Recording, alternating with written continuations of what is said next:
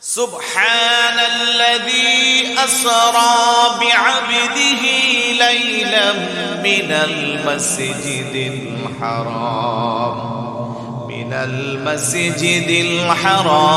إلى المسجد الأقصى الذي باركنا حوله لنريه من آياتنا إنه هو السميع البصير بركوري ولي سبحان الله سبحان الذي أسرى بعبده মহামণ্ডিত মহান সেই আল্লাহর পবিত্রতার কসম।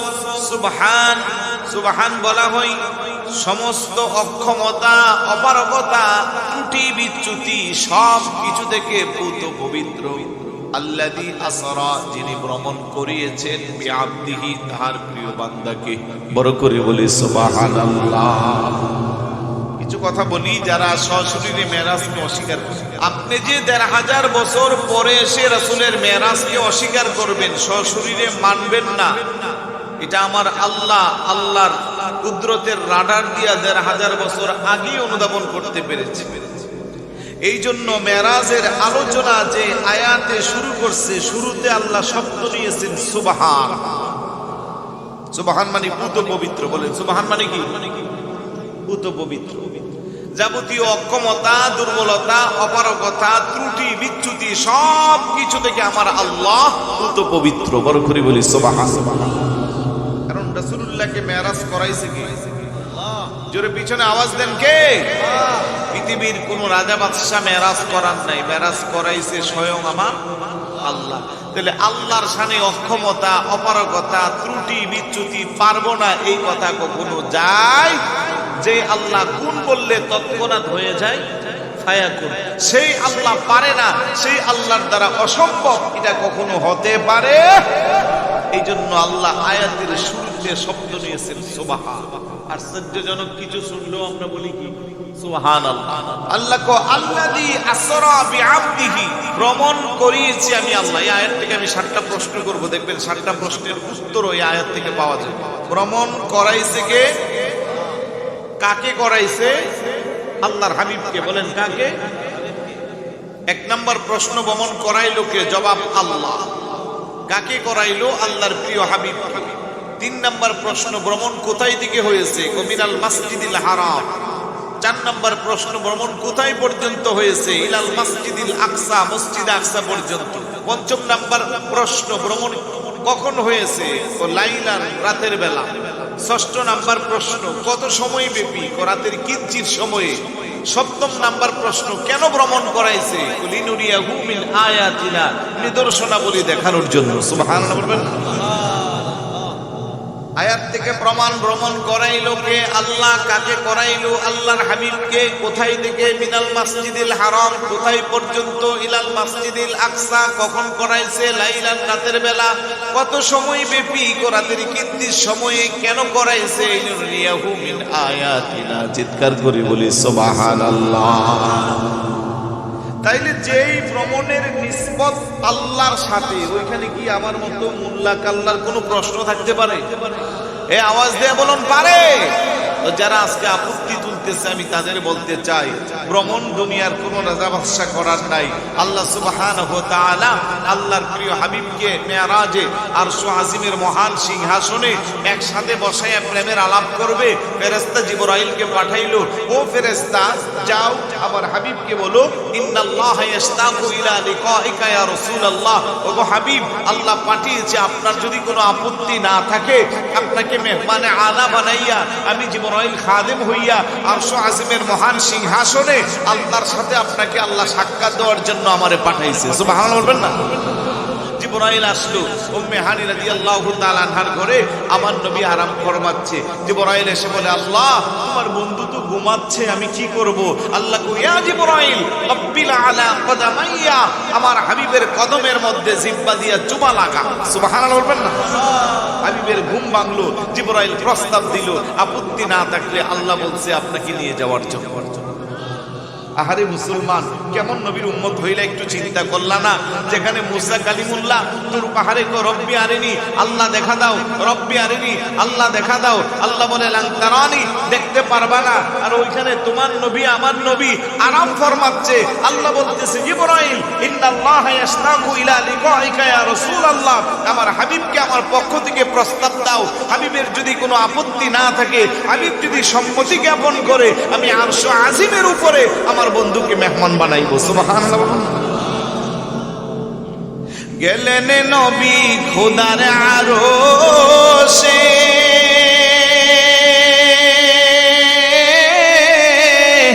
আরশে বলে নবীর সকাশে, জুতা মোবারকের দুলি, জুতা মোবারকের দুলি আমার বুকে রেখে যান মোদের রাসূল আল্লাহর মেহমান। বলেন মোদের রাসূল ও ভাইয়া মেরা বড় ভাগ্যবান, মোদের রাসূল আল্লাহর মেহমান। বলেন মোদের রাসূল লোক নবী আগে মসজিদে, আমার নূরে নবীকে স্বাগতম বলে।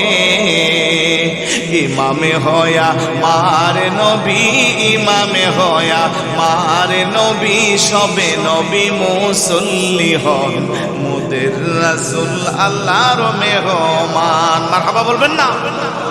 মসজিদে আকসার মধ্যে সমস্ত নবীরা 1 লক্ষের উপরে নবী উপস্থিত হয়েছেন। নামাজ পড়বে 2 রাকাত।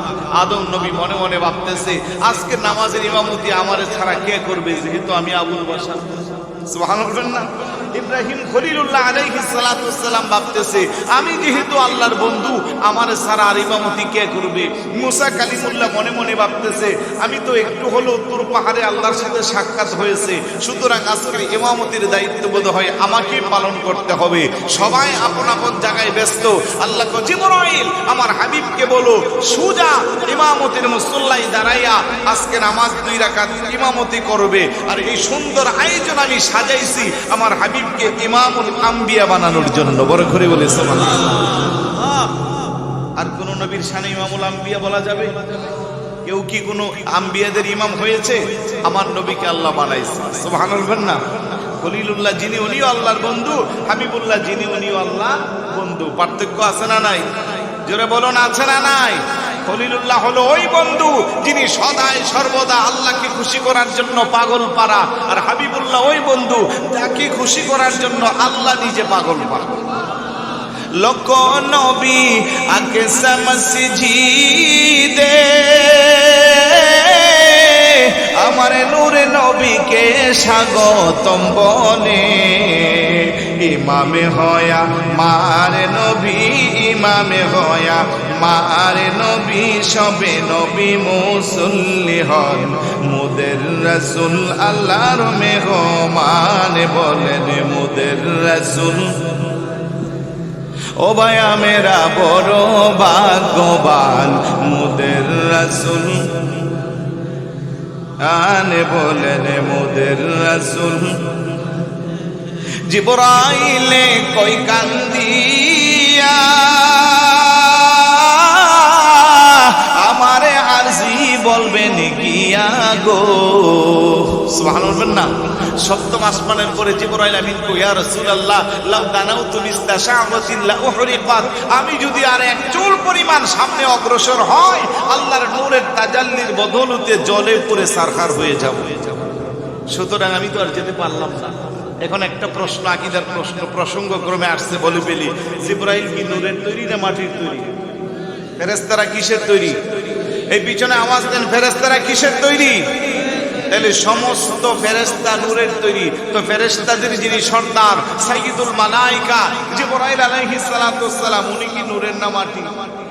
তো নূরের তৈরি ফেরেশতা সপ্তম আসমানের পরে কো ইয়া রাসূলুল্লাহ লাউ দানাউতু মিসলা শাআরাতিন লা উহরিকাত, আর যদি এক চুল পরিমাণ সামনে অগ্রসর হয় আল্লাহর নূরের তাজাল্লির বদৌলতে জলে পড়ে সারখার হয়ে যাব। সুতরাং আমি আর উপরে যেতে পারলাম না, আপনি যান। সুবহানাল্লাহ বলবেন না? আমার দোস্তরা এই জন্য মেরাজের আলোচনা করে না, কারণ মেরাজের আলোচনা করলে এই কথাগুলো বলতে হবে, বললে তখন আকীদা ক্লিয়ার হয়ে যাবে, তখন আর বলতে পারবে না নবী আমার মতো রক্তে মাংসে করা সাধারণ মাটির মানুষ, নবী মাটির সাথে পচে গলে মিশে লেগে গেছে। চিৎকার করে বলি নাউজুবিল্লাহ। আমাদের আকীদা নবী নূরের না মাটির? জোরে বলুন নূরের না মাটির? আল্লাহ বলে কদ জাআকুম মিনাল্লাহি নূরু ওয়া কিতাবুম মুবিন, অবশ্যই আমি আল্লাহর কাছ থেকে তোমাদের কাছে এসেছে একটা নূর আর একটা কিতাব। কিতাব দ্বারা কিতাবুল্লাহ, আল্লাহর কোরআন, তাতে কারো কোনো সন্দেহ নাই। নূর দ্বারা আল্লাহ কি বুঝাইলেন? পৃথিবীর প্রায় 37টা বিশ্ববিখ্যাত তাফসীর এসেছে। নূরুন ইয়ানি মুহাম্মদ মুস্তাফা সাল্লাল্লাহু আলাইহি ওয়াসাল্লাম আল্লাযী আনারাল্লাহু বিহিল হাক্কা ওয়া আযহারা বিহিল ইসলাম ওয়া মাহাকা বিহিশ শিরকা। চিৎকার করে বলি সুবহানাল্লাহ।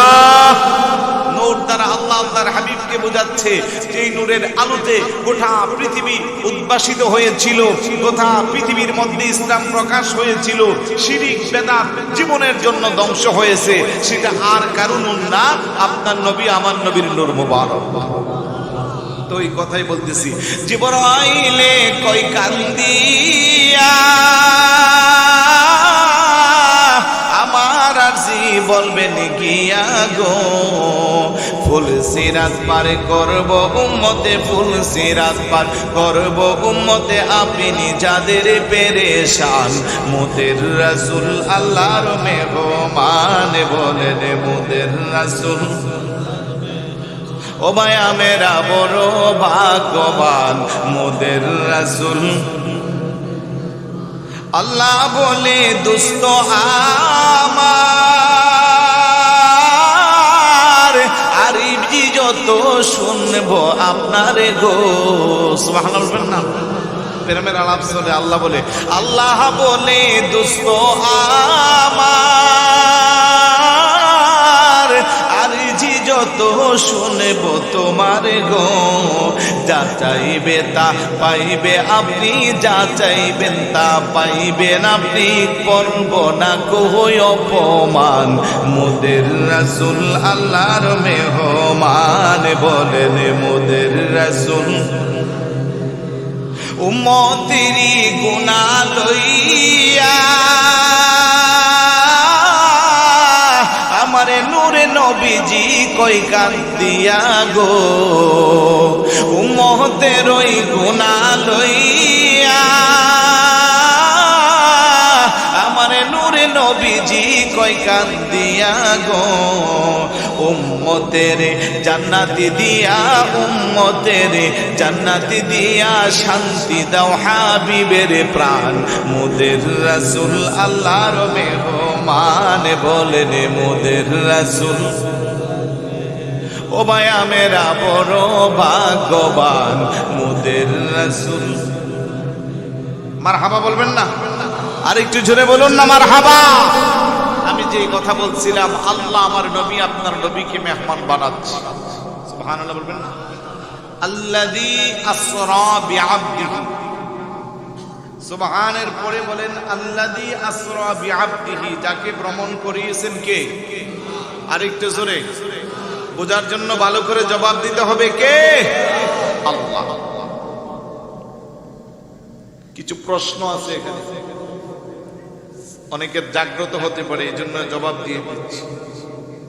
আল্লাহ বলতেছেন আমি ভ্রমণ করাইছি বিআবদিহি, আমার প্রিয় বান্দাকে। আপনিও আব্দ, আমিও আব্দ, আপনিও বান্দা, আমিও বান্দা, আমরা সবাই আল্লাহর বান্দা। কোনো সন্দেহ আছে? কিন্তু আমাদের মধ্যে কিছু কিছু বান্দা আছে যারা বান্দার মধ্যে সীমাবদ্ধ নয়, যারা আল্লাহর বন্ধু। কথা কন?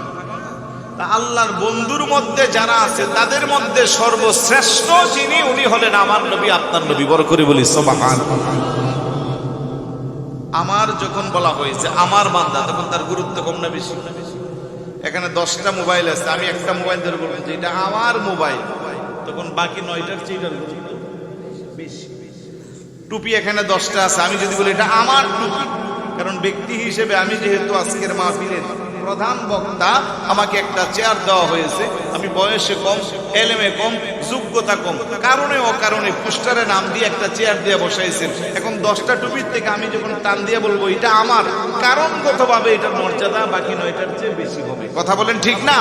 তো এই জন্য আল্লাহ বলে 1 লক্ষ মতান্তরে 2,24,000 কম ও বেশ পয়গাম্বর আছে, আমার কোটি কোটি বান্দা আছে, কিন্তু আল্লাযী আসরা বিআবদিহি, আমার এই প্রিয় বন্ধুকে আমি আল্লাহ নিজে ভ্রমণ করাইছি। সুবহানাল্লাহ বলবেন না? তার মানে যাবতীয় অক্ষমতা, দুর্বলতা, অপারগতা, বিচ্যুতি, ত্রুটি যা আছে সবকিছু আমার হাবিবের কাছে তোমরা রাখতে পারবা না। এই সবকিছুর জিম্মাদারি আমি আল্লাহর কাছে। আল্লাহু আকবার বলবেন না? তারপরে মৌলবী তুমি কেমনে বলো যে মেয়েরাজ স্বপ্ন যুগ হয়েছে? আচ্ছা, এবার আসুন তো আবদ কাকে বলা হয়? জিসিম এবং রূহের সমন্বয়ে যেটা সংগঠিত হয় এটাকে আবদ বলা হয়। শুধু যদি রূহানি ভাবে হইতো এখানে জিসিমের কথা আসতো না। তো আল্লাযী আসরা বিআবদিহি, বান্দা জিসিম আর রূহের সমন্বয়ে এই বডিটাকে আবদ বলা হয়। তো বডি কি রাত্রে বেলা ঘুমাইলে স্বপ্ন যুগে আমরা তো অনেক জায়গায় যাই, আমাদের বডি যায়? ভাই জবাব দেন, বডি যায়? বডি যায় না, বডি তো বডির জায়গায় পড়ে থাকে। আচ্ছা, বুখারী শরীফ সহ প্রায় 31 জন সাহাবী থেকে মেরাজের হাদিস বর্ণনা হয়েছে। তাইলে এখানে বোরাক এবং রফরফের কথা আসছে। এখন বাহন দিয়া মানুষ কি স্বপ্ন যুগে যায় না সশরীরে গেলে বাহনের প্রয়োজন হয়? সশরীরে গেলে। তাইলে এখান থেকে আবারও প্রমাণ হচ্ছে যে মেরাজ স্বপ্ন যুগে হয় নাই, মেরাজ সশরীরে হয়েছে। সুবহানাল্লাহ বলবেন না? আল্লাযী আসরা বিআবদিহি, আল্লাহ চাইলে বলতে পারতো আল্লাযী আসরা বিরাসূলিহি।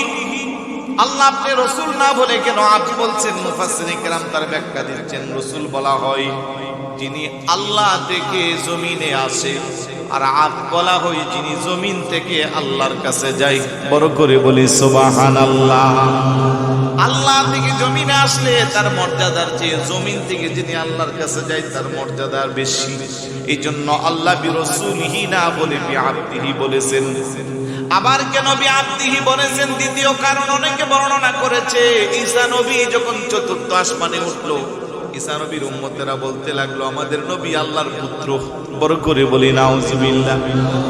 এই জন্য আল্লাহ আমি আমার হাবিবকে মর্যাদা দিব, আমার হাবিবের মর্যাদা আমি আল্লাহ নিজে বাড়াই।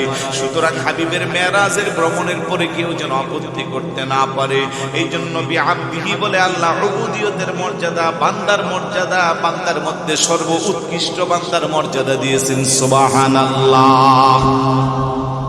আপনিও আবদ, আমিও আবদ, কিন্তু আবদের মধ্যে পার্থক্য আছে।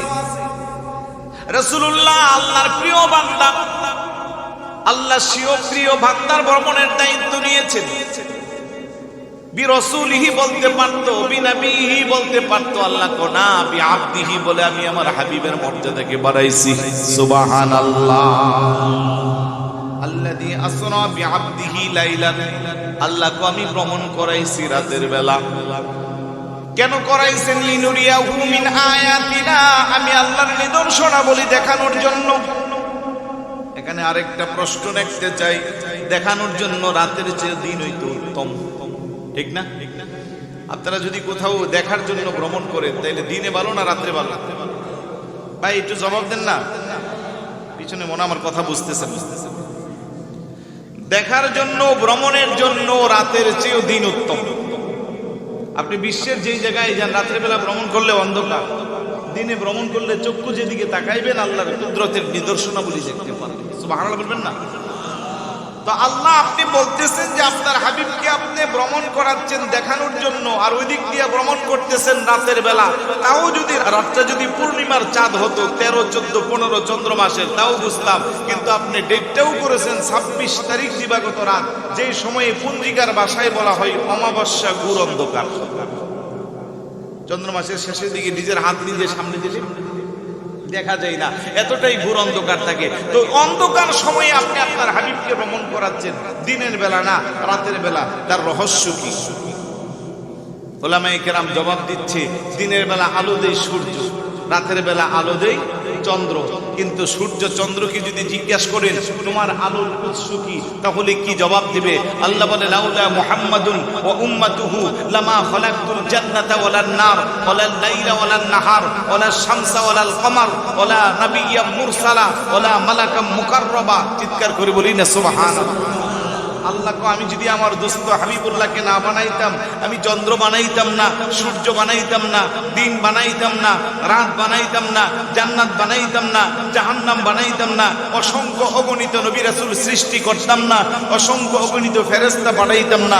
এই সব কিছু আমি সৃষ্টি করেছি আমার হাবিবুল্লাহর উসিলা। বড় করে বলি সুবহানাল্লাহ।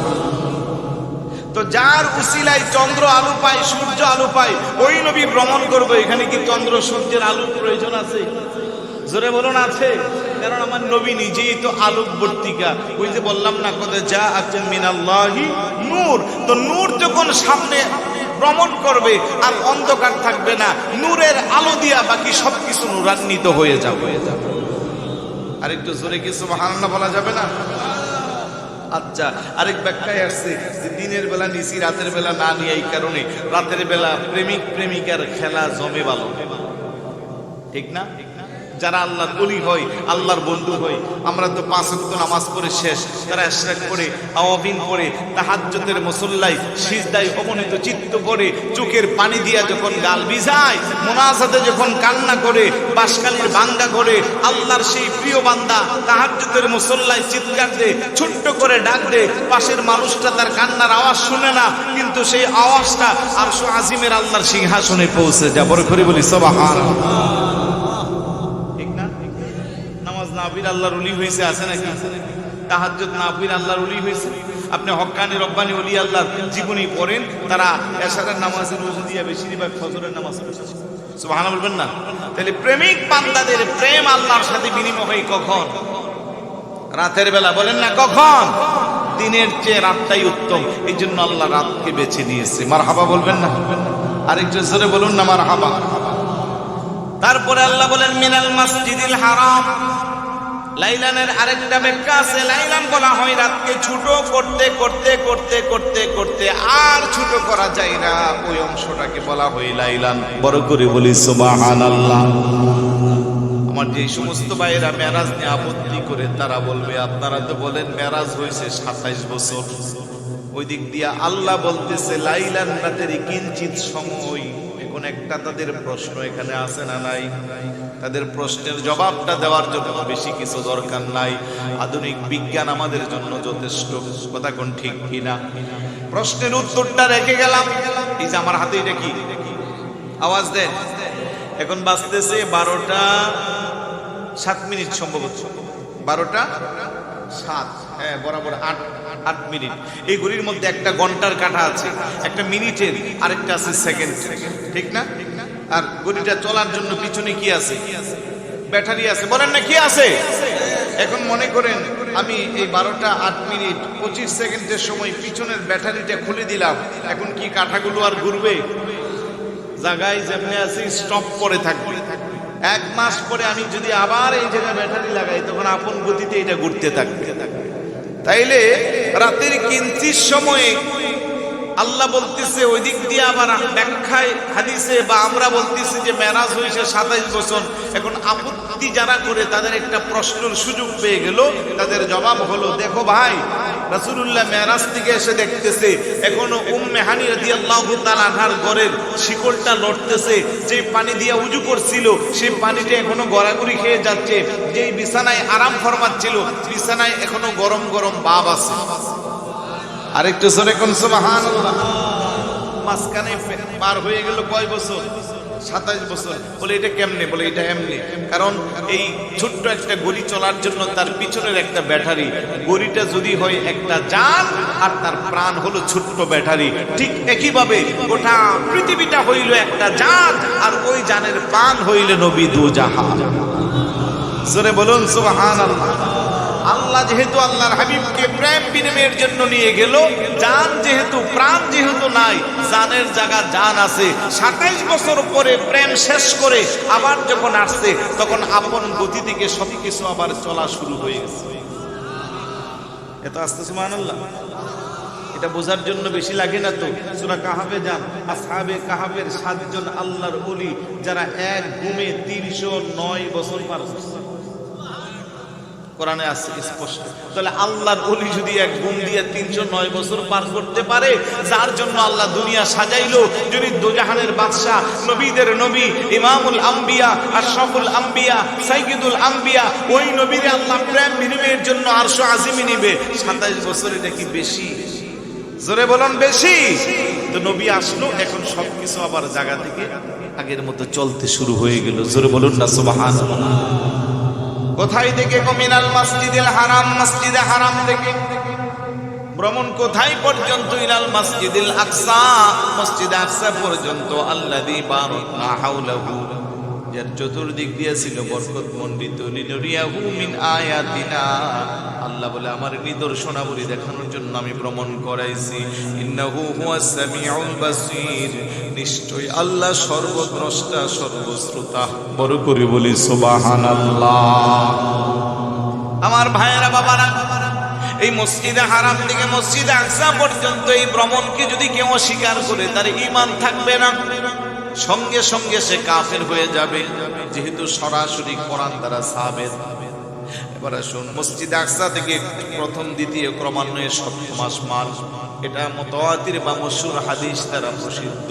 এটা যদি কেউ অস্বীকার করে, তার ঈমান যাবে না, তবে সে ফাজের আর ফাসিক হবে। সর্বশেষ খবরে ওয়াহিদ হাদির দ্বারা প্রমাণিত ওই অংশ লা মাকান লা জামান, এটাও যদি কেউ অস্বীকার করে, তাকে কাফের বলা যাবে না, তবে হতভাগা মূর্খদের খাতায় তার নাম থাকবে। তাই আমরা যারা আহলে সুন্নাত ওয়াল জামাতের আকীদা বিশ্বাস করি, আমরা রাসূল পাকের সমস্ত দাবকে বিশ্বাস করি, মানি। বড় করে বলি সুবহানাল্লাহ। আজকে যারা অস্বীকার করে, তারা নতুন না। রাসূলুল্লাহর মেরাজ, হুজুর যখন মেরাজ থেকে আয়েশা বর্ণনা দিয়েছে, মক্কার নামি দামি কাফের মুশরিক এবং কিছু দুর্বল মুসলমান যারা ছিল, তারাও ধর্ম ত্যাগ করেছে। ওটা কেমনে সম্ভব? আব্দুল্লাহর ছেলে মুহাম্মদ এই ছোট্ট রাতের কিছু অংশে সে বলতেছে মসজিদে হারাম থেকে মসজিদে আকসা, সেখান থেকে সপ্তম আসমান, তারপরে সিদরাতুল মুনতাহা, লা মাকান লা জামান, 70,000 নূরের পর্দা, একটা পর্দা থেকে আরেকটা পর্দার দূরত্ব হলো 500 বছরের রাস্তা, তারপরে আরশ আজিমের মহান সিংহাসন। এটা কখনো সম্ভব না। বড় করে বলি নাউজুবিল্লাহ। এটা মক্কার কাফেরদের কথা। তারা সবাই চলে গেল আবু বকর সিদ্দিক রাদিয়াল্লাহু তাআলা আনহুর কাছে।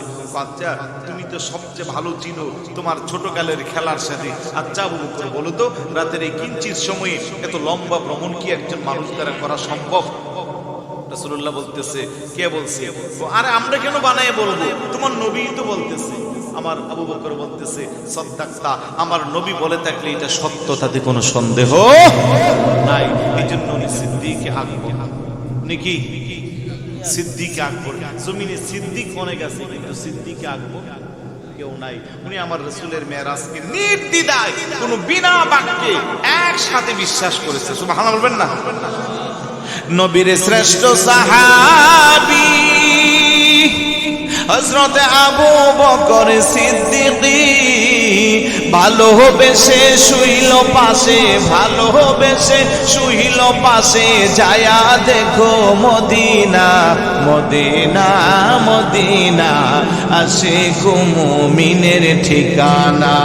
বলেন মদিনা, মদিনা, আশিক মুমিনের ঠিকানা।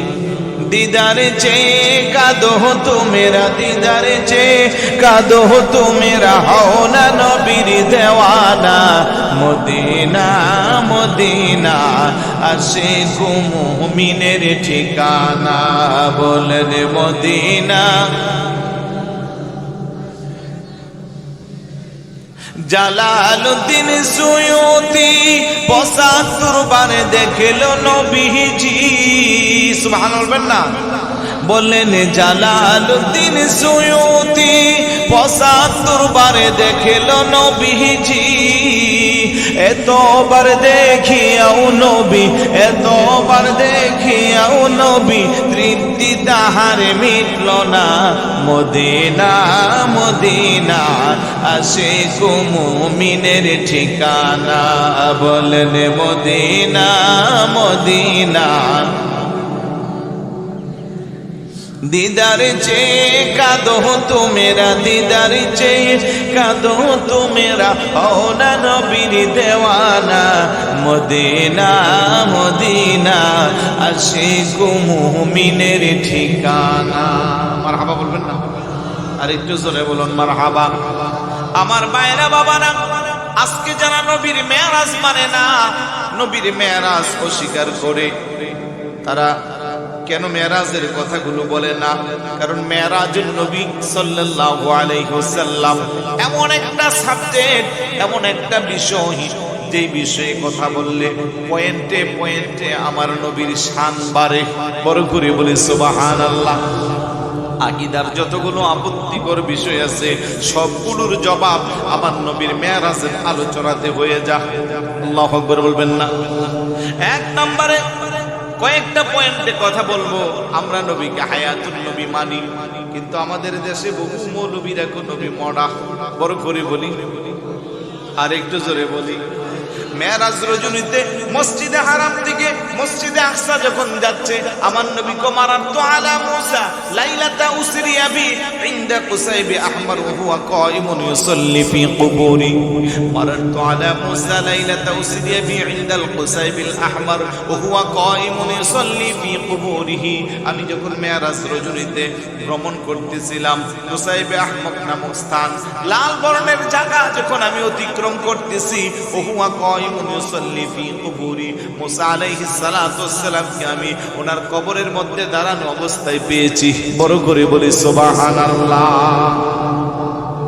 ওয়া হুয়া কাইমুন ইউসাল্লি ফি কুবুরি এর ব্যাখ্যায় অনেকে বলে মুসা নবী কবরে দাঁড়ায় নামাজ পড়তেছে কিন্তু না ইউসাল্লি সালাতের অর্থ শুধু নামাজ না আমরা ছোট সময় পড়েছিলাম সালাতে মানা আমাদের লুগাতে চার দোয়া ও দুরুদ ও রহমত ও ইস্তেগফার বড় করে বলি সুবহানাল্লাহ তাইলে সালাতের অর্থ শুধু নামাজ না আহলে সুন্নাত ওয়াল জামাতের আকীদা হলো হুয়া কাইমুন ইউসাল্লি ফি কুবুরি মুসা নবী কবরে দাঁড়াইয়া দাঁড়াইয়া আমার নবীকে সালাত ও সালাম দিচ্ছে যেহেতু ইমামুল আম্বিয়া এই পাশ দিয়া যাইবে আর উনি দাঁড়াইয়া নামাজ পড়বে এই তরজমা শোভা পায় না উনি দাঁড়াইয়া নবীকে সালাতু সালাম দিচ্ছে যেহেতু কিছুক্ষণ পরে ওই নবী ইমামতি করবে মুসা নবী ওনার মুক্তাদি হবে সুবহানাল্লাহ বলবেন না এলে নবী হায়াতুন নবী কোনো সন্দেহ আছে আরেকটু ছেড়ে বলুন আমাদের আহলে সুন্নাত ওয়াল জামাতের আকীদা আল আম্বিয়া ওয়া আহইয়াউন ফি কুবুরিহিম ফায়ুমকিনু লাহুম সিমাউ সালাতাম মান সাল্লা আলাইহিম যে সমস্ত নবী আলাইহিস সালাতু ওয়াস সালামরা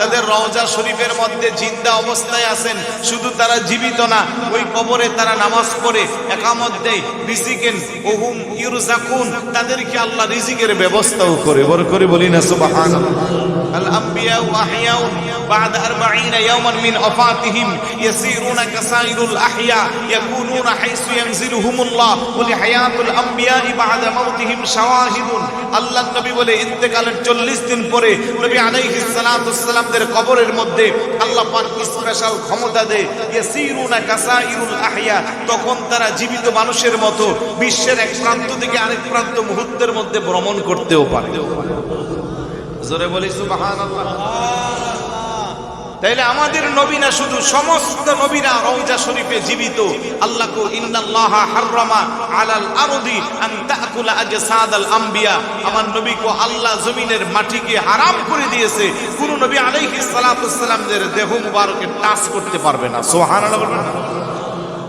এমন হায়াতুন নবীকে আজকে টুপিওয়ালা দাড়িওয়ালা বহুত আছে কোন নবী মাটির সাথে পচে গলে মিশে লেগে গেছে এই জন্য ওরা মেরাজের আলোচনা করে না মেরাজের আলোচনা করতে গেলে তখন এই পয়েন্টগুলো চলে আসবে কথা কোন ঠিক না তাহলে আমাদের নবী হায়াতুন নবী আমাদের নবী কি কোনো সন্দেহ আছে আমাদের নবী জিন্দা নবী আমাদের নবী কি আচ্ছা ভাই মসজিদে আকসা যদি 1 লক্ষ মতান্তরে 2,24,000 কমবেশ নবী আলাইহিস সালাতু ওয়াস সালাম সবাই যদি হাজির হয় তাহলে ওই নবীরা তো আমার নবীর হাজার হাজার বছর পূর্বে ইন্তেকাল করেছে তারা কোত্থেকে আসলো তার মানে কথা ক্লিয়ার সমস্ত নবীরা তাদের রওজা শরীফে জিন্দা বড় করে বলি সুবহানাল্লাহ নবী যখন উপরের দিকে ভ্রমণ শুরু করলো প্রথম আসমানে হযরতে আদম আলাইহিস সালাতু ওয়াসসালামের সাথে সাক্ষাৎ, দ্বিতীয় আসমানে হযরতে ইয়াহইয়া আলাইহিস সালাতু ওয়াসসালামের সাথে সাক্ষাৎ, তৃতীয় আসমানে হযরতে ইউসুফ আলাইহিস সালাতু ওয়াসসালামের সাথে সাক্ষাৎ, চতুর্থ আসমানে হযরতে ঈসা আলাইহিস সালাতু ওয়াসসালামের সাথে সাক্ষাৎ। এইভাবে এক একটা আসমানে এক এক নবীর সাথে সাক্ষাৎ হয়েছে। তাহলে যেই নবীরা কিছুক্ষণ আগে ছিল মসজিদে আকসাতে, কিছুক্ষণ আগে ছিল মুসা নবী ওনার রওজাতে, কিছুক্ষণ পরে ওনাকে পাওয়া গেল সপ্তম আসমানে। বড় করে বলি সুবহানাল্লাহ। এখান থেকে নবীরা যে হাজির ও নাজির তার প্রমাণ। কথা কন না? মুহূর্তের মধ্যে নবীরা এক প্রান্ত থেকে আরেক প্রান্ত যেতে পারে কি পারে না? এই ক্ষমতা তাদেরকে দিয়েছে কে? এই জন্য আমরা বলি হায়াতুন নবী। আমরা কি বলি? কিন্তু আমার দোস্তরা তো হায়াতুন নবী মানে না, হাজির ও নাজির মানে না। এই জন্য তারা মেরাজের আলোচনাও করে না। আচ্ছা, সপ্তম আসমানের পরে জিবরাইল আলাইহিস সালাতু ওয়াসসালাম আর যেতে পারবো না, নবী অনায়াসে চলে যাচ্ছে। ওইখান থেকে আরেকটা মাসালা ক্লিয়ার হলো, নবী নূরের নবী। সুবহানাল্লাহ। আল্লাহর সাথে কথা বলছে, প্রেমের আলাপ করছে, আসতেছে সপ্তম আসমানে, ষষ্ঠ আসমানে মুসা নবীর সাথে সাক্ষাৎ। উম্মতের জন্য কি নিয়ে আসছেন? ও বেশি কিছু আনছি না, আল্লাহ উম্মতের জন্য স্পেশাল হাদিয়া নামাজ দিয়েছে। কয় ওয়াক্ত? ও 50 ওয়াক্ত। ও খবরদার গিয়া কমায় আনেন, কারণ উম্মত 50 ওয়াক্ত পড়বে না। আমার অভিজ্ঞতা থেকে বলতেছি, মুসা নবীর কথা শুনে আমার নবী আবার গেল আল্লাহর সাথে সাক্ষাৎ, 5 ওয়াক্ত কমাইলো। মুসা নবী কয় ওয়াক্ত কমছে? 5 ওয়াক্ত। বাকি আছে কত? 45। কাজ হবে না, আবার যান কমান। অভিজ্ঞতা আছে, 9 বারে যায় কমায় আনলো কয় ওয়াক্ত? আরেকটু জোরে বলুন না, কয় ওয়াক্ত? আমরা এখন বলি কয় ওয়াক্ত? 5 ওয়াক্ত। তাহলে আমাদের সমাজে কিছু ভাই আছে যারা ওসিলা মানে না। কি মানে না? ওসিলা মানে না। আমি যদি বলি যে 50 ওয়াক্তর জায়গা 5 ওয়াক্ত পেয়েছি, কোন নবীর ওসিলা? উত্তর আসবে মুসা নবীর ওসিলা। তো ভাই, আপনি যেহেতু ওসিলা মানেন না, তাহলে আপনি নবীর উম্মত, খাঁটি উম্মত। ঠিক আছে, তাহলে আপনি নামাজ পড়বেন 50 ওয়াক্ত। কথা বুঝে থাকলে আওয়াজ দেন না, ঠিক কি না? এখন হুজুরে 50 ওয়াক্ত যদি কোন হুজুরে খুঁজে পাওয়া যাবে? আরেকটু জোরে বলুন। 5 ওয়াক্ত তো ঠিকভাবে পড়ে না, 50 ওয়াক্ত কিভাবে পড়বে? তাহলে দেখেন, এই আকীদার কথাগুলো মেরাজের আলোচনা থেকে আমাদের কাছে স্পষ্ট হয়ে যায়। এই কথাগুলো যখন আমরা আলোচনা করব, তখন আমাদের আকীদা আরো ডেভেলপ হবে। এই জন্য আমার কিছু ভাইয়েরা তারা আপত্তিকর প্রশ্ন রেখে রেখে মেরাজের আলোচনা করে না। ওরা বলে এটা একটা স্বপ্নের ঘটনা, এটা নিয়ে এত কথা বলার দরকার কি? নাউজুবিল্লাহ বলবেন না? অথচ কোরআন এবং হাদিস আমাদের কাছে স্পষ্ট করে দিল যে রাসূলের মেরাজ স্বপ্ন যুগে নয়, রাসূলের মেরাজ হয়েছে সশরীরে। বড় করে বলি সুবহানাল্লাহ। প্রত্যেকটা পয়েন্টে পয়েন্টে থেকে আমাদের কাছে স্পষ্ট দলিল। তারপর আমার ভাইরা মানে না। নাজমি ইদা হাওয়া, আল্লাহ সুবহানাহু ওয়া তাআলা নক্ষত্রের কসম, যখন সেটা অস্তমিত হয়। তার কারাজির কসম খেয়ে আল্লাহ বলতেছে, যখন সেটা অস্তমিত হয়। মা বল্লা সাহিবুকুম ওয়া মা গাওয়া, আমি তোমাদের সঙ্গী পথভ্রষ্ট হইনি এবং বিপদগামীও হইনি। মক্কার কাফেররা যখন রাসূলুল্লাহকে বিভিন্নভাবে বিভিন্ন অপবাদ তহমত দিতে লাগলো, তখন আল্লাহ বলতেছে, নক্ষত্রের কসম দিয়ে আমি বলতেছি, তোমাদের বন্ধু, তোমাদের সঙ্গী, তোমাদের অন্তরঙ্গ যিনি আছেন উনি পথভ্রষ্ট হন নাই। বড় করে বলি সুবহানাল্লাহ। বিপদগামীও হন নাই। অনেকগুলো শানের উরুজের মধ্যে আছে, কিছুদিনের জন্য যখন আল্লাহর রাসূলের কাছে ওহী বন্ধ হয়েছিল, তখন বিভিন্ন ধরনের বাজে মন্তব্য মক্কার কাফের মুশরিকরা করেছিল। কথা বলেন ঠিক না? তখন আল্লাহ নিজে ফয়সালা দিচ্ছে যে না, তোমাদের সঙ্গী, তোমাদের বন্ধু বিপদগামী হন নাই, বাধাগ্রস্ত প্রাপ্ত হন নাই। তারপরে বলে নমা ইয়ানতিকু আনিল হাওয়া, আল্লাহর হাবিব যা কিছু বলে কোন ওনার সিদ্ধান্তে উনি বলেন, ইন হুয়া ইল্লা ওয়াহয়ুন ইউহা, সব কিছু আল্লাহর পক্ষ থেকে ফেরেশতা জিবরাইল আলাইহিস সালাতু ওয়াসসালামের মাধ্যমে আসে। আমার নবী একটা কথা, একটা সিদ্ধান্ত, একটা কোনো কিছু নিজে বলেন নাই যতক্ষণ না আল্লাহ বলাইছে। এই জন্য কোরআনুল কারীমকে বলা হয় ওহিয়ে মতলু, আর হুজুরের নিশ্চিত জবান মোবারকের হাদিসকে বলা হয় ওহিয়ে গায়রে মতলু। কোরআন হলো আল্লাহর বাণী, হাদিস হলো রাসূলুল্লাহর বাণী। তবে রাসূলুল্লাহর বাণী হলেও রাসূলুল্লাহকে সব বলাচ্ছেন কে? আরেকটু জোরে বলুন কে? আল্লামাহু শাদীদুল কুওয়া, যে শিক্ষা দেওয়া হচ্ছে আল্লাহর পক্ষ থেকে ফেরেশতা জিবরাইল আলাইহিস সালাতু ওয়াস সালামের মাধ্যমে। সুবহানাল্লাহ বলবেন না? এই সূরার ভিতরে মেরাজের আলোচনাও আছে। মা যাগাল বাসার ওয়া মা তাগা, তারপরে আপনার আছে একেবারে সুম্মা দানা ফাতাদাল্লা ফাকানা কাবা কাউসাইনি আও আদনা। আরশ আজিমের মহান সিংহাসনে আল্লাহর রাসূল যে বসছে তার ব্যাপারে কতটা কাছাকাছি বলেছে। সুম্মা দানা ফাতাদাল্লা ফাকানা কাবা কাউসাইনি আও আদনা, অর্থাৎ তীর আর ধনুক। আমাদের উস্তাদ অধ্যক্ষ আল্লামা জালালউদ্দিন আল কাদরি রহমতুল্লাহি আলাইহি, যিনি আমাদের মাঝে নাই, হুজুর যখন পড়াচ্ছিলেন মনে আছে, বলতেছে তীর আর ধনুকের উদাহরণ কেন দিল? কারণ ওই সময়ে আরবদের কাছে তীর ধনুকের খেলা বেশি মজা ছিল, এবং তীরটাকে ধনুক দিয়ে যখন টান দেয় তীরের দুইটা মাথা কাছাকাছি হয়ে যায়। তো এতটুকুন কাছাকাছি আল্লাহ এবং আল্লাহর হাবিব বসেছিল। আর একটু জোরে বলুন না সুবহানাল্লাহ। বিজ্ঞানসম্মত আরেকটা ব্যাখ্যা দিয়ে শেষ করবো। বিরক্ত হচ্ছেন নাকি আপনারা? কেমন মর্যাদা দিয়েছেন আমার নবী। বাংলাদেশের আয়তন ভৌগোলিক দৃষ্টিসীমা থেকে হিসাব করলে বড় না ছোট? ছোট কেউ বলে, দুইটাই ঠিক আছে। ভৌগোলিক সীমানা হলো 1,47,570 বর্গ কিলোমিটার। একবারে ছোট একটা কান্ট্রি। আমি চীন সফর করেছি, চীনের ভৌগোলিক সীমানা হলো 97 লক্ষ বর্গ কিলোমিটার, 1 কোটির কাছাকাছি। পৃথিবীর দ্বিতীয় বা তৃতীয় বড় কান্ট্রি এদের। তো সেই তুলনা চিন্তা করলে বাংলাদেশ কি কোনো কান্ট্রি? একেবারেই ছোট। আর গোটা পৃথিবীর আয়তন হলো 25 কোটি বর্গ কিলোমিটার। আল্লাহু আকবার বলবেন না? একজন মানুষ দ্বারা কখন গোটা পৃথিবী ঘোরা সম্ভব? যদিও আমরা অনেক সময় বলি সমস্ত আরব জাহান ভ্রমণকারী, গোটা বিশ্বের সব জায়গায় ভ্রমণকারী, এগুলো সব একটা কান্ট্রিতে গেলাম আবার চলে আসলাম, এটা কি ভ্রমণ হলো? তো গোটা পৃথিবীর আয়তন হলো 25 কোটি বর্গ কিলোমিটার। প্রত্যেক দিন সকালবেলা একটা সূর্য আমাদেরকে আলো দেয়, আমরা এটাকে বলি সূর্য মামা, বলি না ভাই? সূর্যটা যে সকালবেলা আলো দেয় দেখতে তারে কেমন লাগে? কত বড় দেখা যায়? একটু হাত দিয়ে দেখান তো। মোটামুটি রাইট আছে ভাই, যা দেখেছে এরকম দেখে। বিজ্ঞান বলে পৃথিবীর চেয়ে সূর্য হলো 13 লক্ষ গুণ বড়। পৃথিবীর আয়তন যদি 25 কোটি বর্গ কিলোমিটার হয়, বিজ্ঞান বলে পৃথিবীর চেয়ে 13 লক্ষ গুণ বড় হলো সূর্য। সূর্য দূরত্ব কত? 9 কোটি 30 লক্ষ মাইল দূরে। সূর্য থেকে আলো আসতে সময় লাগে 8 মিনিট 20 সেকেন্ড। কোন হিসেবে? ও বিজ্ঞান আলোর গতি হিসেবে। আলোর গতি কত? ও প্রতি সেকেন্ডে 1,86,000 মাইল। সুবহানাল্লাহ বলবেন না? বিজ্ঞান বলতেছে একটা সূর্য শুধু তোমরা দেখো, সূর্যের চেয়ে 10,000 গুণ বড় আমার আল্লাহর গ্রহ নক্ষত্র আছে। বিজ্ঞানের ভাষায় যাকে বলা হয় গ্যালাক্সি। আবার ওই গ্যালাক্সির চেয়েও 30,000 গুণ বড় আমার আল্লাহর আরো কিছু গ্রহ নক্ষত্র আছে, বিজ্ঞান এখনো আবিষ্কার করতে পারে নাই। বিজ্ঞানের ভাষায় এগুলোকে বলা হয় ব্ল্যাক হোল, কৃষ্ণ গহ্বর। ওইখানে কি আছে না আছে বিজ্ঞান এখনো জানে না।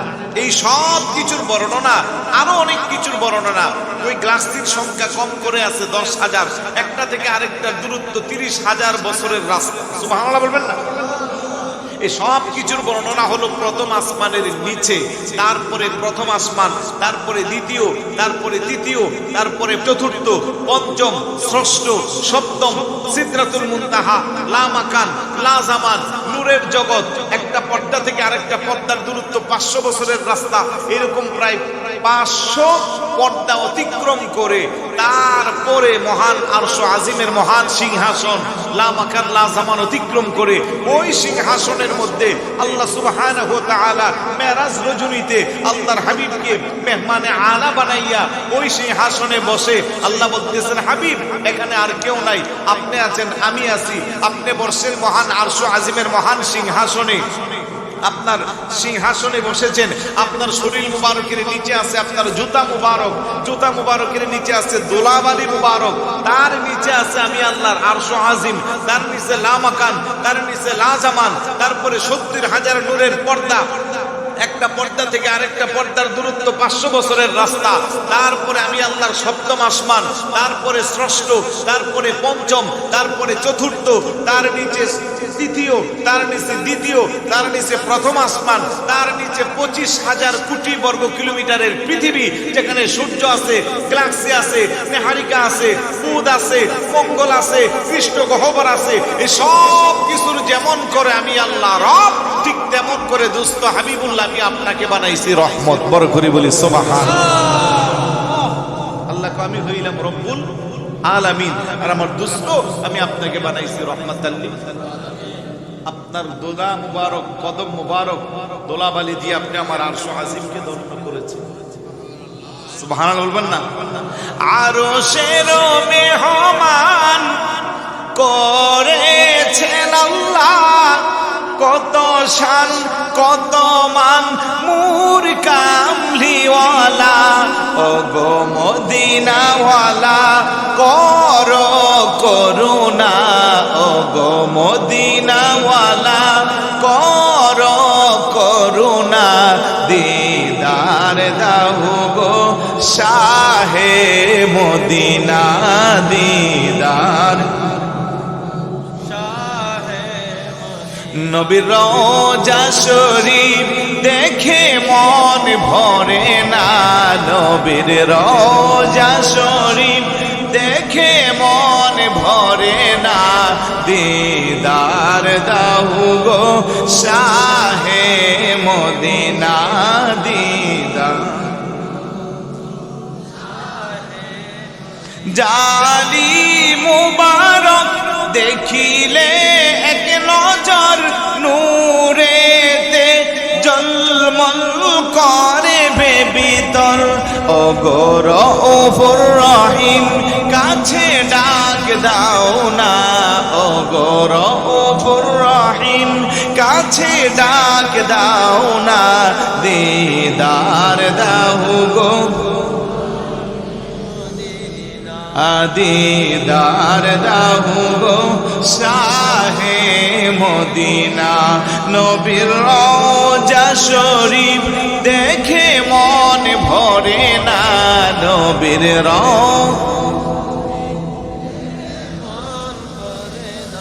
দিদার দাও গো শাহে মদিনা, দিদার দাও গো। মারহাবা বলবেন না? ওই নবীর শান সারা রাত বললেও কি শেষ হবে, সারা জীবন বললেও কি শেষ হবে? তার মর্যাদা বাড়াইছে কি আল্লাহ করবানা জিকরক। এই হাবিবের মর্যাদা যতদিন পৃথিবী থাকবে আপনাদের এই খানখানাবাদ ব্যবসায়ী কল্যাণ সমিতি প্রবাসী এলাকাবাসী আজিমুসান মিলাদুন নবীর মাধ্যমে সারা জীবনে জাগ্রত রাখবে। কথা বলেন ঠিক না? ঠিক না? এই মাহফিলটা সবসময় হোক, চলো কিয়ামত পর্যন্ত জারি থাকুক। আমরা সবাই কি চাই?